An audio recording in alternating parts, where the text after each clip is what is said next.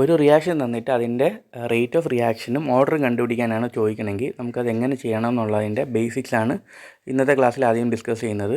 അപ്പോൾ suppose consider A reaction A giving B എന്നുള്ളൊരു simple reaction consider ചെയ്യുക. അപ്പം എ എന്ന് വെച്ചാൽ റിയാക്റ്റൻറ്റ് സൈഡ്, ബി എന്ന് വെച്ചാൽ പ്രോഡക്റ്റ് സൈഡാണ്. എപ്പോഴും നമുക്കറിയാം എ എന്ന് പറയുന്ന reactant with respect to time reactant അതിൻ്റെ കോൺസെൻട്രേഷൻ കുറഞ്ഞുകൊണ്ടിരിക്കും. പിയിൽ പ്രോഡക്റ്റാണ് ഉണ്ടാകുന്നത്, അപ്പോൾ അതിൻ്റെ കോൺസെൻട്രേഷൻ സമയം കൂടുന്തോറും അതിൻ്റെ കോൺസെൻട്രേഷൻ കൂടിക്കൊണ്ടിരിക്കും എന്ന് നമുക്കറിയാം. അപ്പോൾ നമ്മളിപ്പോൾ അതിനെ റേറ്റ് ഫോമിൽ എഴുതുമ്പോൾ ലെഫ്റ്റ് ഹാൻഡ് സൈഡ്, അതായത് റിയാക്റ്റൻറ്റ് സൈഡ് എപ്പോഴും നെഗറ്റീവും പ്രോഡക്റ്റ് സൈഡ് എപ്പോഴും പോസിറ്റീവ് എന്നാണ് എഴുതുന്നത്. അപ്പോൾ റേറ്റ് എന്ന് എഴുതിയിരിക്കുന്നത് റേറ്റ് ഓഫ് റിയാക്ഷൻ ടേമിൽ എഴുതുമ്പോൾ നമ്മൾ ആ മോളിലത്തെ ഇക്വേഷനാണ് തന്നിട്ടുണ്ടെങ്കിൽ അതിൻ്റെ റേറ്റ് എഴുതുന്നത് എങ്ങനെയാണ്? Minus D by D T of A is equal to D by D T of B. എന്തുകൊണ്ട് നെഗറ്റീവ് സൈഡ് എയുടെ ഭാഗത്ത് വന്നതെന്ന് വെച്ച് കഴിഞ്ഞാൽ എ എന്ന് വെച്ചാൽ റിയാക്റ്റൻ്റ് ആണ്, എൻ്റെ കോൺസെൻട്രേഷൻ കുറഞ്ഞുകൊണ്ടിരിക്കും. അപ്പോൾ അതുകൊണ്ട് നെഗറ്റീവ് സൈൻ റിയാക്റ്റൻറ്റ് സൈഡിലുള്ളതിനും പോസിറ്റീവ് സൈഡ് പ്രോഡക്റ്റ് സൈഡിലുള്ളതിനും കൊടുക്കുക.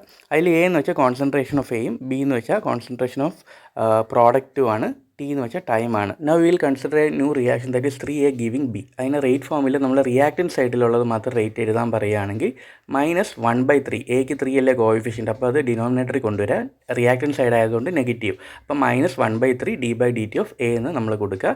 RHSൻ്റെത് ചോദിക്കുകയാണെങ്കിൽ എന്താണ്? ബി മാത്രമാണുള്ളത്, അപ്പം 1/1 പോസിറ്റീവ് സൈൻ ആണ് right hand side, 1/1 D by D T of B എന്ന് കൊടുക്കുക. ഇപ്പം ചിലപ്പോൾ ലെഫ്റ്റ് ഹാൻഡ് സൈഡ് മാത്രം ചോദിക്കുകയാണെങ്കിൽ ഈ രീതിയിൽ എഴുതാം. അതുകൊണ്ട് തന്നെ ഈ ഒരു കേസിൽ റേറ്റിനെ നമ്മൾ -6 എന്നാണ് കൊടുക്കേണ്ടത്. Rate equal to K into concentration of A raise to N എന്നാണ് നമ്മൾ ജനറലി റെപ്രസെൻറ്റ് ചെയ്യുന്നത്. എ ഗിവിങ് ബി എന്നുള്ള ഒരു റിയാക്ഷൻ തന്നു കഴിഞ്ഞാൽ കെ എന്ന് വെച്ചാൽ റിയാക്ഷൻ റേറ്റ് കോൺസ്റ്റൻറ്റ് എന്നാണ് പറയുന്നത്. ഒരു കോൺസ്റ്റൻറ്റ് വാല്യൂ ആണ്, 0.1 0.2 അങ്ങനെ ഒരു വാല്യൂ ആയിരിക്കാം. എ എന്ന് വെച്ച് കഴിഞ്ഞാൽ സ്ക്വയർ ബോക്സിൻ്റെ അകത്താണ് നമ്മൾ റെപ്രസെൻറ്റ് ചെയ്യുന്നത്. അത് കോൺസെൻട്രേഷൻ ഓഫ് എ ആണ്, കോൺസെൻട്രേഷൻ ഓഫ് റിയാക്റ്റൻ്റ് ആണ് എ എന്ന് പറയുന്നത്. എൻ എന്ന് വെച്ചാൽ അതിൻ്റെ ഓർഡറാണ്, order of reaction. First order ആണെങ്കിൽ എന്നിൻ്റെ സ്ഥാനത്ത് 1 വരും, സെക്കൻഡ് ആണെങ്കിൽ എന്നിൻ്റെ സ്ഥാനത്ത് 2 വരും. അപ്പം ഈ സ്ക്വയർ ബോക്സിൻ്റെ അകത്തുള്ളത് കോൺസെൻട്രേഷൻ ഓഫ് എ, അതായത് റിയാക്റ്റൻറ്റ്, കെ എന്ന് വെച്ചാൽ റേറ്റ് കോൺസ്റ്റൻറ്റ്, എൻ എന്ന് പറയുമ്പോൾ എന്താണ്? ആ റിയാക്ഷൻ്റെ ഓർഡറിനെയാണ് റെപ്രസെൻറ്റ് ചെയ്യുന്നത്. Consider a rate law form that is R is equal to K A raise to N B raise to M എന്നുള്ള ഒരു റേറ്റ് ഫോം തന്നിട്ടുണ്ട്. എന്നിട്ട് ഈ റേറ്റ് ഫോമിൻ്റെ ഓർഡർ എത്രയാണെന്ന് ചോദിച്ചു കഴിഞ്ഞാൽ സം ഓഫ് പവേഴ്സ് എന്ന് നമുക്ക് പറയാൻ പറ്റും. കോൺസെൻട്രേഷൻ ഓഫ് എയുടെ മുകളിൽ ഒരു n കാണുന്നുണ്ട്, അതുപോലെ കോൺസെൻട്രേഷൻ ഓഫ് ബിയുടെ മുകളിൽ ഒരു m കാണുന്നുണ്ടെങ്കിൽ ആ n പ്ലസ് m വാല്യൂ ആണ് ആ ഒരു പർട്ടിക്കുലർ കേസിലെ ഓർഡർ എന്ന് പറയുന്നത്. ഇപ്പം എയുടെ മുകളിൽ എന്താണ്? 2ഉം ബിയുടെ മുകളിൽ 3ഉം ആണെങ്കിൽ 2 + 3 ദാറ്റ് ഈസ് 5 ആണ് ആ ഒരു റിയാക്ഷൻ്റെ ഓർഡർ എന്ന് നമുക്ക് പറയാൻ പറ്റും. മോസ്റ്റ് ഓഫ് ദി കേസസിൽ നമുക്കിപ്പം ഒരു കെമിക്കൽ റിയാക്ഷൻ തന്നിട്ട് ഇതുപോലെ സം ഓഫ് പവേഴ്സ് നമുക്ക് അറിയാൻ പറ്റുവാണെങ്കിൽ അതായിരിക്കും ആ റിയാക്ഷൻ്റെ ഓർഡർ എന്ന് പറയുന്നത്. ഓക്കെ, അപ്പോൾ ഇനി ലിമിറ്റിംഗ് റിയാക്റ്റൻ്റ് എന്ന് പറയുന്ന ഒരു ടേം ഉണ്ട്. അതായത് the reactant that get consumed first limiting the amount of product. അതായത് ഫസ്റ്റ് നമുക്ക് തീർന്നു പോകുന്ന റിയാക്റ്റൻറ്റിനെയാണ് ലിമിറ്റിംഗ് റിയാക്റ്റൻ്റ് എന്ന് പറയുന്നത്. That will affect the production. അതുപോലെ തന്നെ എക്സസ് റിയാക്റ്റൻ്റ് എന്ന് വെച്ച് കഴിഞ്ഞാൽ present in more quantity than required to completely react with the limiting reactant എന്ന് പറയാൻ പറ്റും. അപ്പം ഓർഡർ ഓഫ് റിയാക്ഷൻ എന്താണ്, ലിമിറ്റിംഗ് റിയാക്റ്റൻ്റ് എന്താണ്, അതുപോലെ എക്സസ് റിയാക്റ്റൻ്റ് എന്തെന്ന് ഒരു ഔട്ട്ലൈനാണ് നമ്മൾ ഇത്രയും നേരം തന്നത്. ഇനി നമുക്ക് ഡിസ്കസ് ചെയ്യേണ്ടത് റേറ്റ് ഓഫ് റിയാക്ഷൻ മാറും എപ്പോഴാണ്? ഓർഡർ ഓഫ് ദ റിയാക്ഷൻ മാറുമ്പോൾ റേറ്റ് ഓഫ് റിയാക്ഷന് വ്യത്യാസം വരും. അപ്പോൾ അതിനൊരു എക്സാമ്പിളായിട്ട് നമുക്ക് consider reaction called A giving B തന്നെ നമുക്ക് കൺസിഡർ ചെയ്യാം. ഇപ്പോൾ ഇതൊരു ഫസ്റ്റ് ഓർഡർ റിയാക്ഷൻ ആണെന്നുണ്ടെങ്കിൽ റേറ്റ്, അതായത് -R is equal to minus D by D T of A equal to K into concentration of A എന്ന് കൊടുക്കാം. ഇപ്പോൾ അത് 0 ഓർഡർ ആണെങ്കിൽ അതിൻ്റെ റൈറ്റ് ഹാൻഡ് സൈഡ് കെ ആയി മാറും. അതുപോലെ തന്നെ if it is second order reaction ആണെങ്കിൽ rate is equal to minus D by D T of A is equal to K into concentration of A raise to 2 വരും. കാരണം അതിൻ്റെ order എന്ന് വെച്ചാൽ 2 ആണ്. അപ്പോൾ സെയിം റിയാക്ഷൻ തന്നെ ഓർഡർ മാറുമ്പോൾ ഉള്ള വ്യത്യാസമാണ് ഈ ഒരു സ്ലൈഡിൽ കാണിച്ചിരിക്കുന്നത്. Now we will discuss the first order reaction. First order reaction rate of reaction is directly proportional to the concentration of one reactant. ഞാൻ ആ സെക്കൻഡ് എക്സാമ്പിൾ വെച്ച് പറയാം. അതിൽ 2H2O2 ഗിവിങ് 2H2O + O2. അതിൽ നമ്മൾ റേറ്റ് പറയുമ്പം കെ ഇൻറ്റു റിയാക്റ്റൻറ്റ് സൈഡിലുള്ള കാര്യത്തിൻ്റെ കോൺസെൻട്രേഷനാണ് റെപ്രസെൻറ്റ് ചെയ്യുന്നത്. That is K into concentration of H2O2.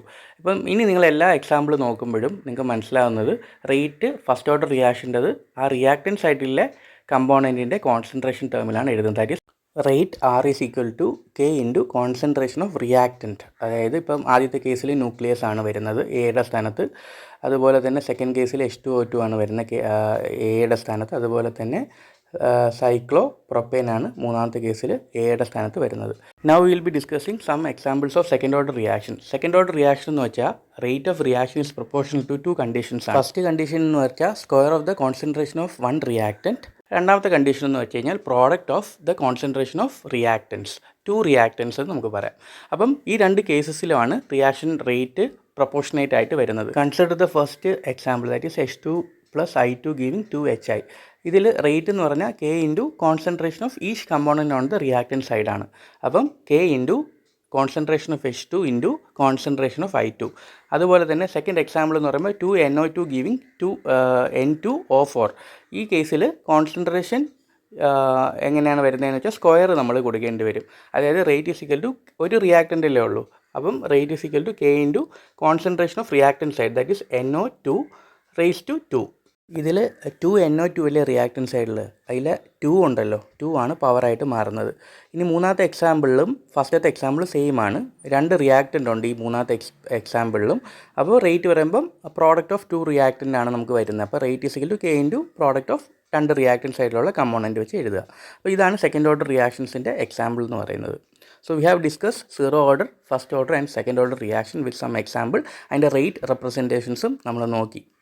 Now we will discuss some of the key terms used in this particular section of the syllabus. First one is conversion. Conversion is the ratio between amount of reactant consumed by amount of reactant fed into 100. എത്രത്തോളം reactant consume ചെയ്തു divided by എത്രത്തോളം reactant നമ്മൾ fed ചെയ്തു, എത്രത്തോളം provide ചെയ്തു, multiplied by 100 ആണ് conversion എന്ന് പറയുന്നത്. Just consider we have A container. ആ കണ്ടെയ്നറിലേക്ക് നമ്മളൊരു ലൈക്ക് 5 കിലോ റിയാക്റ്റൻ്റ് എയും റിയാക്റ്റൻ്റ് ബിയും ഇട്ടു. നമുക്ക് പ്രോഡക്റ്റായിട്ട് കിട്ടേണ്ടത് C എന്ന് പറയുന്ന ഒരു പ്രോഡക്റ്റാണ് കിട്ടേണ്ടത്. അപ്പോൾ നമ്മൾ റിയാക്റ്റൻ്റ് 5 കിലോ എയും ബിയും ആഡ് ചെയ്താലും നമുക്ക് C കിട്ടുമ്പം കംപ്ലീറ്റ്ലി ഈ 5 കിലോ കൺസ്യൂം ചെയ്യില്ല. കുറച്ച് പോർഷൻ ഓഫ് എയും കുറച്ച് പോർഷൻ ഓഫ് ബിയും മാത്രമായിരിക്കും എടുത്തിട്ടായിരിക്കും C എന്ന് പറയുന്ന ഒരു പ്രോഡക്റ്റ് ഉണ്ടാകുന്നത്. അപ്പോൾ അങ്ങനെയുള്ള കണ്ടീഷൻസിൽ നമുക്കിപ്പോൾ conversion of A after the reaction എത്രയാണെന്നൊക്കെ കണ്ടുപിടിക്കണമെന്നുണ്ടെങ്കിൽ we can use this formula to determine the conversion. Okay, അപ്പോൾ അങ്ങനെയുള്ള ക്വസ്റ്റ്യൻസ് നമുക്ക് പ്രതീക്ഷിക്കുകയാണെങ്കിൽ we can use this particular formula to determine.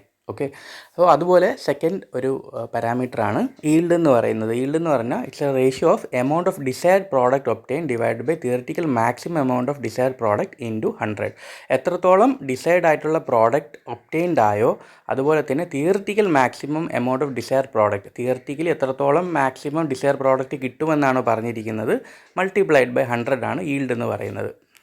അതുപോലെ ഒരു ടേമാണ് സെലക്ടിവിറ്റി. അതൊരു ratio between amount of desired product formed by amount of reactant consume into 100 ആണ്.